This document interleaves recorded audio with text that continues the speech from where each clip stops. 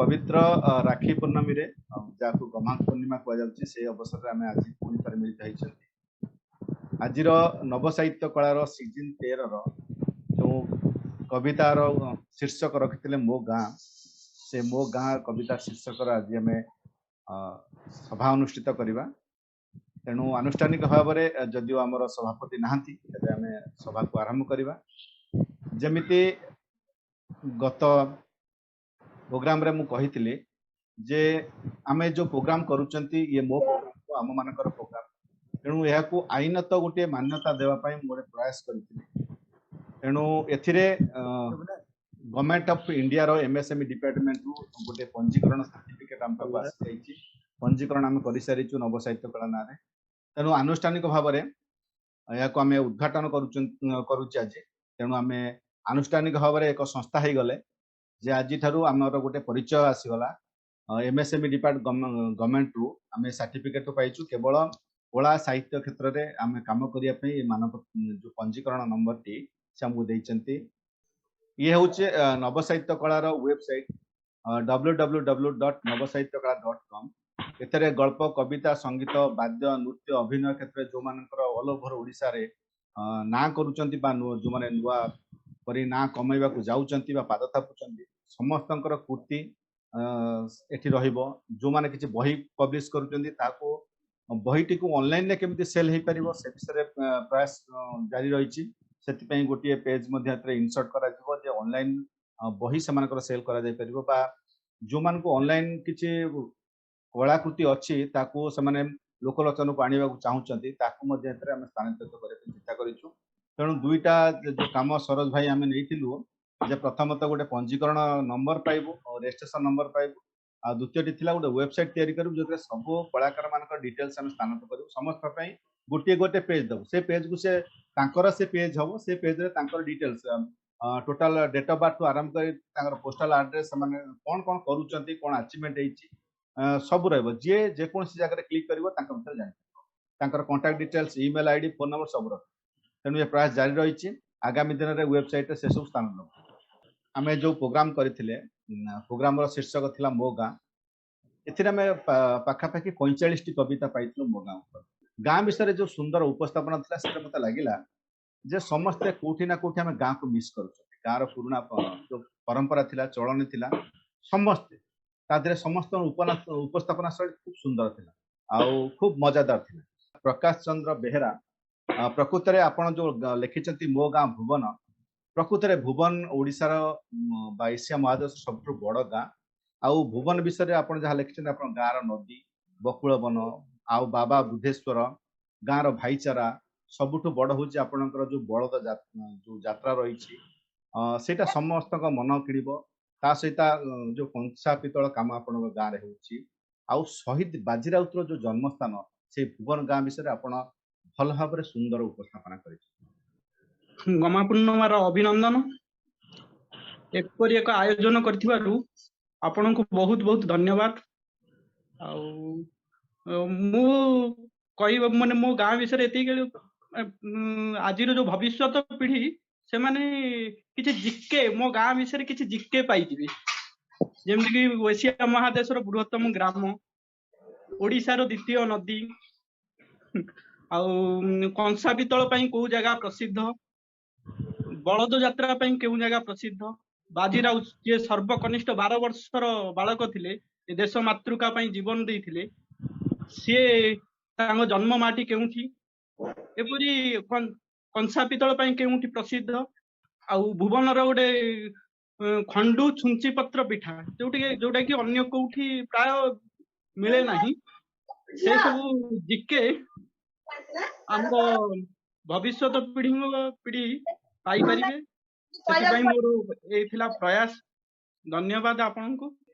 तेणु एबे आम सहित अच्छा नरोत्तम दास जोठी सी स्वप्नर जामुकोली टिके खाया पाऊना गाँ दांडे गाँ धूली बुलवा समय पाऊना जोटी सी लिखुं मो गाँ दांडे डीजे साउंड बाजुची कि धांगड़ा धांगड़ी नृत्य आने सी से धांगड़ा धांगड़ी नृत्य को बहुत मिस करुँच। जेते बेले मु पिला थिला बेले आमे कोन कोन सुविधा पाउथिलु किंतु आजिर पिला माने से सब सुविधा गाँव रे पाई पारु ना। ସେତେବେଳେ ଗାଁ को ଲାଗିକିରି ଜଙ୍ଗଲ ରହୁଥିଲା, ଅନେକ ଗଛପତ୍ର ରହୁଥିଲା, କିନ୍ତୁ ଆଜି ଆଧୁନିକ ଯୁଗରେ ସବୁ ଗଛକୁ କାଟି ଦେଇକିରି ଲଣ୍ଡା କରିଦେଲେ, ଆଉ ସେ ସବୁ ନାହିଁ। କେତେ ସୁନ୍ଦର ଭାବରେ ଆମେ ଛୋଟବେଳେ ସାଙ୍ଗସାଥି ମିଶିକିରି ଖେଳ କୁଦ ବହୁଚୋରି ଗୁଡୁ ସବୁ ଖେଳୁଥିଲୁ, କିନ୍ତୁ ଆଜି ସାଙ୍ଗଟେ ବି ମିଳୁନାହାନ୍ତି ଖେଳିବା ପାଇଁ। ଆଜିକାଲିର ପିଲାମାନଙ୍କୁ ସମସ୍ତେ ନିଜ ନିଜର ମୋବାଇଲ ଚାଟିଂ ସେଲ୍ଫି ନିଶାରେ ବ୍ୟସ୍ତ ରହୁଛନ୍ତି, ଆଉ ଖେଳିବାକୁ ମଧ୍ୟ କେହି ପିଲା ବାହାରୁ ନାହାନ୍ତି।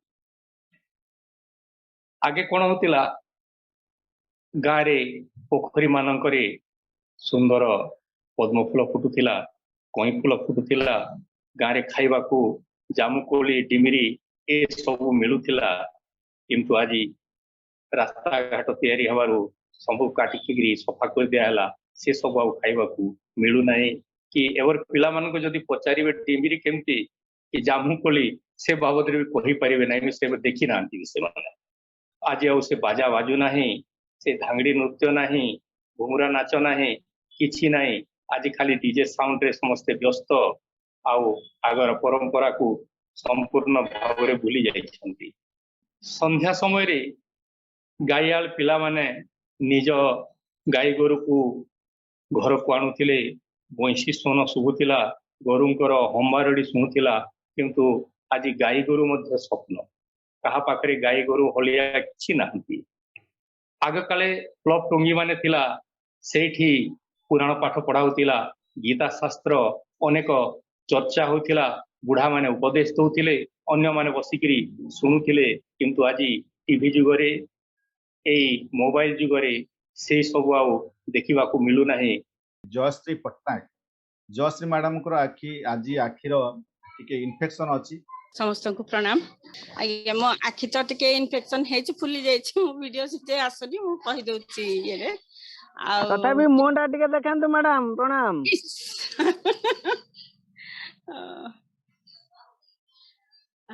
ହେଇରେ ମତେ ଭଲ ଲାଗିଲା ଗାଁର ଯୋଉ ଚେଞ୍ଜେସ୍ ହେଇଛି ଆଜିକାଲି। ମାନେ ଗାଁ ତ ଗାଁ ପରିକା ଥିଲା, ଗାଁ ପରିକା ତ ତୁଳନା ଆଉ କାହା ସହିତ କରାଯାଇ ପାରିବନି। ଗାଁର ବଡି ଚୁରା, ପଖାଳ ଭାତ, ଆଉ ତାପରେ ଗାଁର ପହଁରା, ନଈ ପହଁରା, ଆଉ ମାଛ ଧରିବା, ଏସବୁ ଜିନିଷ ତ ଆଉ କେବେ ବି ସହରରେ ମିଳିବନି। କିନ୍ତୁ ବର୍ତ୍ତମାନ ଯୋଉ ଗାଁର ପରିସ୍ଥିତି ବଦଳି ଯାଇଛି, ଗାଁ ଲୋକମାନେ ଆଉ ଚାଷ ବାସରେ ମନୋଯୋଗ ନ ଦେଇ ସେମାନେ ଯୋଉ ଯାଇ ଦାଦନ ଖଟୁଛନ୍ତି ବାହାରେ, ସେଟା ସବୁଠାରୁ ଦୁଃଖ ଲାଗୁଛି। ମାନେ ଆମ ଗାଁରେ ସବୁ କିଛି ଅଛି, କିନ୍ତୁ ଗାଁରେ ଯଦି ସବୁ ସାଧନ ଥାଇକି ଆମେ ଯାଇକି ବାହାରେ ମାନେ ଗୋତି ଖଟିବା କିମ୍ବା ଦାଦନ ଖଟିବା, ତାହେଲେ ସେ ଦୁଃଖ ବଳି ଯାଉଛି ଗାଁର ଦୁଃଖଠୁ। ତେଣୁ ଭାଇଚାରା ବି ଅଛି, ସବୁ କିଛି ଅଛି, କିନ୍ତୁ ତା ଭିତରେ ବି ମାନେ ଗାଁର ସ୍ୱାଦକୁ ଛାଡିକି ଲୋକମାନେ ଯୋଉ ସହରକୁ ଯାଉଛନ୍ତି, ସହରରେ ଦୁଃଖ ପାଉଛନ୍ତି। ବହୁତ ପ୍ରକାର ଦୁଃଖ ଅଛି, ଝିଅ ପିଲା ବି ଦୁଃଖ ପାଉଛନ୍ତି, ପୁଅ ପିଲା ବି ଦୁଃଖ ପାଉଛନ୍ତି। ତା ସତ୍ତ୍ୱେ ବି ସେମାନେ ସହର ମୁହାଁ ହଉଛନ୍ତି, କିନ୍ତୁ ଗାଁ ମୁହାଁ ହେଇପାରୁନାହାନ୍ତି। ଏଇ କରୋନା ଶିଖେଇଛି ସେମାନଙ୍କୁ ଯେ ଗାଁ ମୁହାଁ ହୁଅ, ଗାଁରେ ଚାଷ ବାସ କର, ଗାଁରେ ଯେତିକି ଜିନିଷ ଅଛି ସେଇଟାକୁ ସହଯୋଗ ଦେଇ, ମନୋଯୋଗ ଦେଇ କରିପାରିଲେ ସବୁ କିଛି ଉନ୍ନତି ହେଇପାରିବ। ତେଣୁ ଏଇ ଜିନିଷ ନେଇ ମୁଁ ମୋର କନସେପ୍ଟଟାକୁ ନେଇଥିଲି କବିତାରେ। ଗାଁର ରୂପ ପ୍ଲସ ଗାଁର ରୂପ ଯୋଉ ବଦଳି ଯାଇଛି, ସେଇ ସବୁ ମାନେ ଟିଭି, ଇଣ୍ଟରନେଟ, ଏଇ ଯୋଉ ଆପଣଙ୍କ ଗ୍ରାଇଣ୍ଡର, ଶିଳ, ଢିଙ୍କି, ସବୁ ଦିନକୁ ଦିନ ଲୋପ ପାଇବାରେ ବସିଲାଣି। ତେଣୁ ଏ ସବୁକୁ ନେଇକି ମୁଁ ମୋର କବିତାର କନସେପ୍ଟ ରଖିଥିଲି। ଯାହା ହଉ ଆପଣମାନଙ୍କୁ ଭଲ ଲାଗିଛି, ସେଟା ସବୁଠୁ ଖୁସିର କଥା। ଶ୍ଵେତା ହୋତା, ତାଙ୍କ କବିତା ଥିଲା ମୋ ଗାଁ। ତାଙ୍କ ଗାଁର ନାଁ ସାରା ଦୁନିଆରେ ନଥିଲେ ମଧ୍ୟ ତାଙ୍କ ଭିତରେ, ତାଙ୍କ ଛାତି ଭିତରେ ସେ ନାଁଟି ଭରି ହେଇକି ରହିଛି। ସେ ବିଷୟରେ ବର୍ଣ୍ଣନା କରିଛନ୍ତି। ଗାଁର କ୍ଷେତ, ତାଳମାଳ ଆକୁ ବର୍ଣ୍ଣନା କରିଛନ୍ତି। ତାଙ୍କ କବିତାରେ ସବୁଠୁ ସୁନ୍ଦର ଥିଲା, ଗାଁ ପୋଖରୀରୁ ଯୋଉ ନୂଆ ବୋହୂଟି ପାଣି ଆଣୁଛି, ଗୋଡରେ ନାଲି ଅଳତା ଅଛି, ତା ନଣନ୍ଦ ସହିତ ଚାଲି ଚାଲି ଆସୁଛି, ଆଉ ସେ ଲେଖିଛନ୍ତି ଚଞ୍ଚଳ ମନ, ତରତର ମନ, ଆଉ ଥିରି ଥିରି ଚାଲିରେ ସେ ଫେରୁଛି। ସୁନ୍ଦର କରି ଆପଣ ବର୍ଣ୍ଣନା କରିଛନ୍ତି। ଆଜି ରାକ୍ଷୀ ପୂର୍ଣ୍ଣିମାରେ ନବ ସାହିତ୍ୟର ସବୁ ଭାଇ ମାନଙ୍କୁ ମୋ ତରଫରୁ ଅନେକ ଅନେକ ଶୁଭେଚ୍ଛା ଆଉ ଅଭିନନ୍ଦନ। ସେମାନେ ସବୁ ଭଉଣୀ ପାଖରେ ଚିରଞ୍ଜୀବୀ ହେଇଥାନ୍ତୁ, ସେମାନଙ୍କର ହାତ ସବୁବେଳେ ଭଉଣୀଙ୍କ ମୁଣ୍ଡରେ ଥାଉ, ଆଉ ମୋ ଉପରେ ବି ଥାଉ, କାହିଁ ମୋର ଭାଇ ନାହାନ୍ତି। ମୁଁ କହିବି ଯେ ମୁଁ ଗାଁକୁ ଯାଇଥିଲି ବହୁତ ଛୋଟ ହେଇଥିଲି, ସେତେବେଳେ ହିଡରେ ଯାହା ଚାଲି ଚାଲି ଯାଇଥିଲି ସେଇଟାକୁ ମୁଁ ବର୍ଣ୍ଣନା କରିଛି। ହିଡରେ ଚାଲି ଚାଲି ଯାଇଥିଲି, ମୋ ଗାଁ ଗୋଟେ ନଦୀ ପାଖରେ ଗାଁ, ବହୁତ ପିଲା ହେଇଥିଲି ଯେହେତୁ ବାବା ବାହାରେ ସର୍ଭିସ କରୁଥିଲେ, ଆମେ ଗାଁକୁ ଏତେ ଯାଉନା, ଏମିତି କୌଣସି ଫଙ୍କସନ ରେ ଯାଉ, ଆଉ ବିଶେଷ କରି ଚାଲି ଚାଲି ଯାଉ। ଯୋଉ ଚାଲି ଚାଲି ଗଲା ପରେ ମୁଁ ହିଡ ତଳକୁ ଗଡି ପଡିଥିଲି, ତାପରେ ଗଡି ପଡିକି ପୁଣି କାଦ ହେଇକିରି ପୁଣି ଆଉ ଥରେ ଉଠିବାକୁ ଚେଷ୍ଟା କଲୁ, ଚପଲ ତା ଭିତରେ ରହିଗଲା ସାର୍, ଆଉ ବାହାରିଲାନି ଜମା। ବାବା କହୁଛନ୍ତି ଆରେ କାଦ ଭିତରେ ଚପଲ ପଡିଲେ କଣ ବାହାରେ, ତାକୁ ଟାଣି ଟାଣିକିରି ଆଣୁଛୁ, ଚପଲ ରହିଗଲା, ଖାଲି ପାଦରେ ପୁଣି ଚାଲିଲୁ, ଆଉ ବାହାରିଲାନି। ଏମିତିଆ ସବୁ ସେ ଗାଁର ଦୃଶ୍ୟଟାକୁ ମୁଁ ଏବେ ବର୍ଣ୍ଣନା କରିଛି। ଆଉ ଏମିତି ବୋହୂ ମାନେ ବି ଯାଆନ୍ତି ସବୁ, ମୁଁ ଭାବେ ମେକଅପ୍ ହେଇକି କାହିଁକି ଯାଉଛନ୍ତି ବୋହୂ ଯାକ, ବନ୍ଧକୁ ବୁଝିପାରେ ନା। ତାପରେ ମୁଁ ବୁଝିପାରେ ଯେ ଗାଁ ବାଟେ ଏମିତି ଯେତେବେଳେ ବଡ ହେଲି, ବୋଉ କହିଲା ଗାଁ ବାଟେ ଯାଆନ୍ତି କାରଣ ତାଙ୍କର ପାଦକୁ ଅନ୍ୟମାନେ ଦେଖନ୍ତି, ପାଦର ସଣ୍ଠଣା ଟା ଲୋକଙ୍କୁ ଭଲ ଲାଗେ।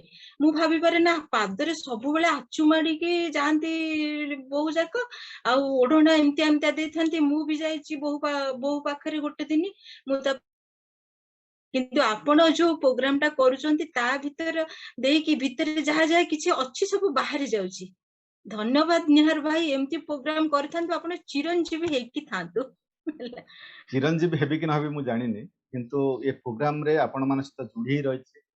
କିଛି ନୂଆ ବନ୍ଧୁ ଭାଇ ଭଉଣୀ ମତେ ମିଳିଛନ୍ତି ଆପଣ ମାନଙ୍କ ପରି, ମତେ ଖୁସି ଲାଗୁଛି ମୁଁ ଆଶା ଥରେ ପ୍ରୋଗ୍ରାମ କରି ଆପଣଙ୍କ ସହିତ ବସିବା ପାଇଁ, ଆପଣଙ୍କ ସହିତ ଆଲୋଚନା କରିବା ପାଇଁ। ଆମେ ଆଲୋଚନା କଲା ଭିତରେ ଆମେ ମନରେ ଶାନ୍ତି ପାଉଛନ୍ତି, ପରସ୍ପରକୁ ଜାଣି ସାରିଲେଣି, ତେଣୁଟା ସବୁଠୁ ବଡ କଥା ଆମ ପାଇଁ।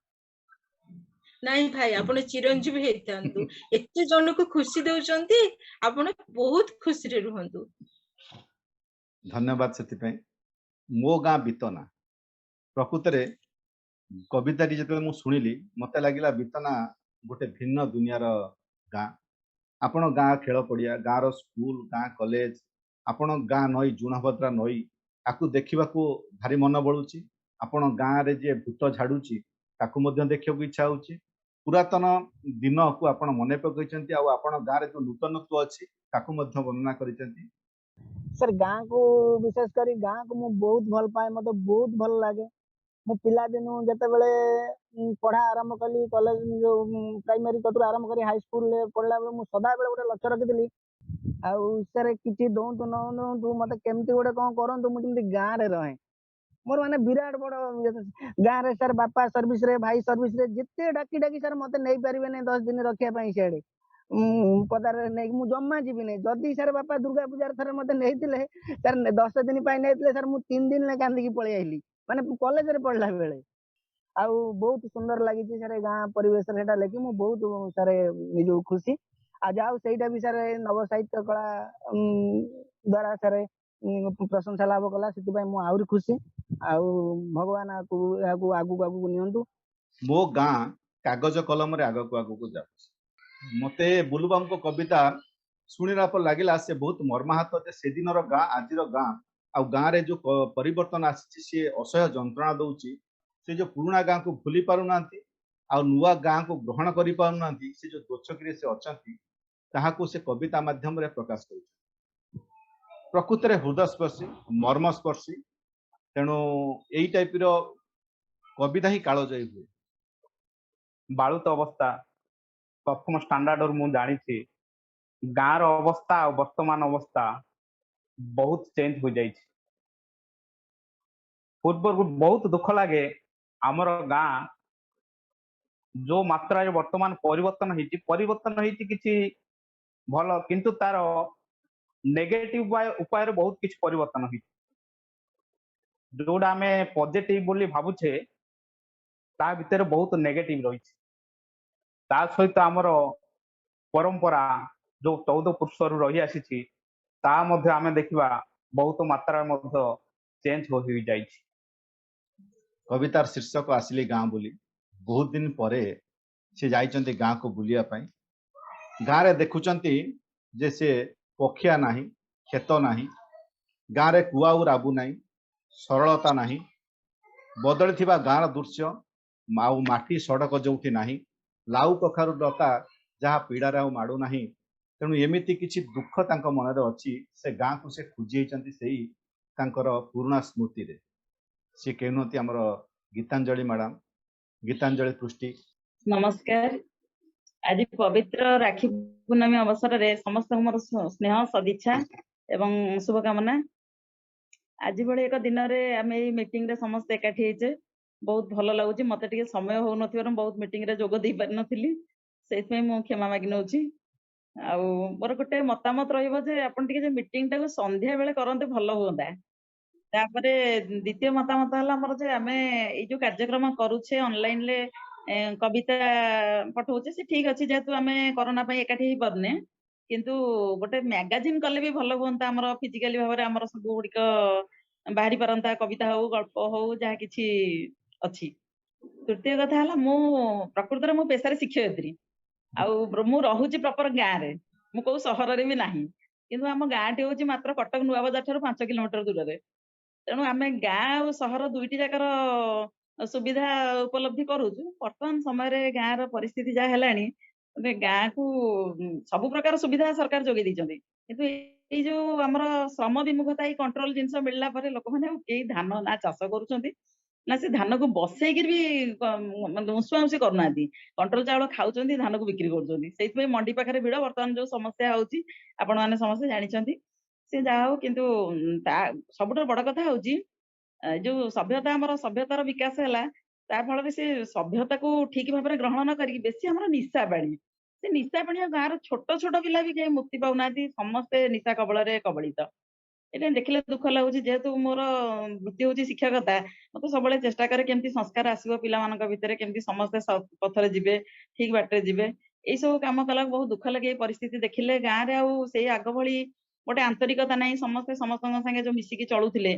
माने सहर रे समस्ते जेतले आंटी अंकल डाकंती कि मौसा मौसी डाकंती, गाँ रे सेमती न थाए। गाँ रे गोटे समस्ते संपर्क डोरी रे बंधा, किए दादा खुड़ी बड़ापा अजा आई मौसा मौसी एमती चलीची संपर्क, किंतु सेटा धीरे धीरे दुर्बल हो गलानी। माने गाँ को आमे जो रूप रे आगरु देखुथिले गाँ आ सेई रूप रे आ नाही। जदिओ सरकार तो विकसित करचंदी, सबडे ढळई सड़क रास्ता घाट चिकचिक हो गलानी, लोक मानको कोठा घर भी जोगई दिया हला, गरीब लोक सब दिया हला परे, किंतु लोक माने आदौ सचेतन होउनांती जोटा कि हमर समाज रे किछि उपकार करिया पई कि सेमती किछि संस्कार तांका भितर मिलु नै। एटा देखि के बहुत दुख लागिला। जा हो सेमती मु तो गाँ रे ना, गाँ रे अछि, किंतु मु कविता टिके एया को विकसित करिया पई केवल एमती गोटे लिखि देइथिली।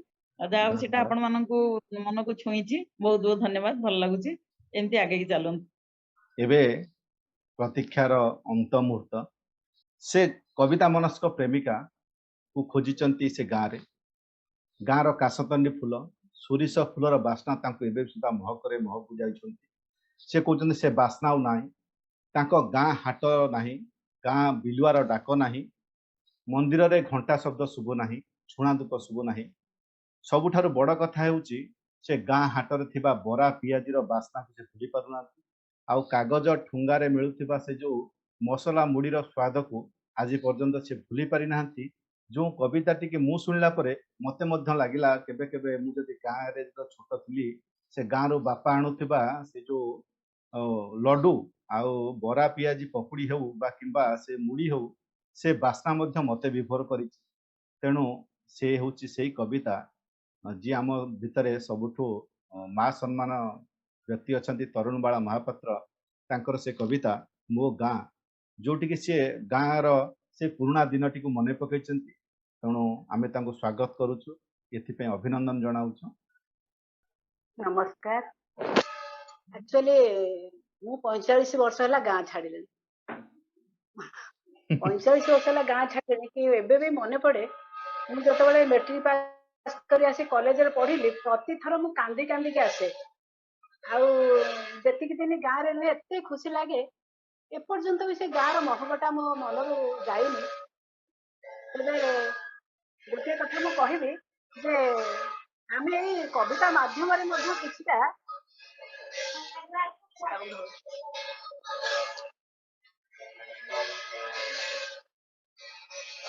कविता माध्यम रे मध्य किछि लोकंक भितर गोटे आमे सचेतनता सृष्टि करि पारिछे। आउ समस्त बंधु मान मोर समस्ते पुओ झियो भलिया बा सान भाई भणी भलिया समस्तंक कविता मु पढ़ी, बहुत मो मन को छुई।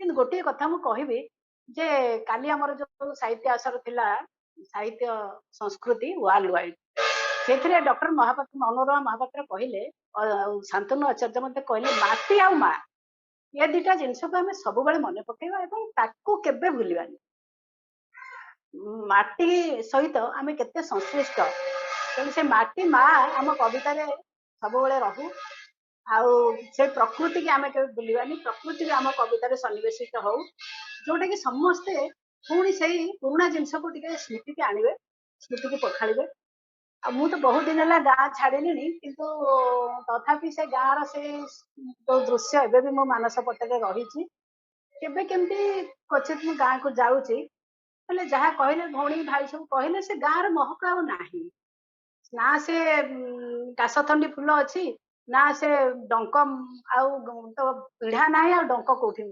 आसब ना माटी भी कौटी मिल किंतु आम से माटी की मन रखा आम बढ़ा आम से जो माटी आम जो पंचभूत आमर सृष्टि से पंचभूत को आम मन आज आम देखुचे जो विशृंखला हो जो प्रकार सब दैव दुर्विपाक हो कहीं हो पंच भितर साम्यता रो तेणु माटी है वायु है पवन ये है वृक्ष है आम से प्रति संवेदनशील हवा पशु पक्षी एम लिखा जोटा कि से आमर सब आम तो जन्म होइछे आम सहित भगवान सृष्टि कर पशु पक्षी जीव जंतु सब कर आम समस्त को नहीं चलवा live together I grow together आम समस्त को लेकिन आमर जहाँ सब आमर विकास हम आम समस्त को धरिकी आम विकसित हवा आम क्या छाड़ानी आउ सरोज को मोर सरोज तो आज नहांती बिहार बाबू को बहुत शुभेच्छा शुभकामना विशेषकर नवबाबू बोधे जो ये अनुष्ठान टी गढ़ी से आत्मा प्रति प्रणाम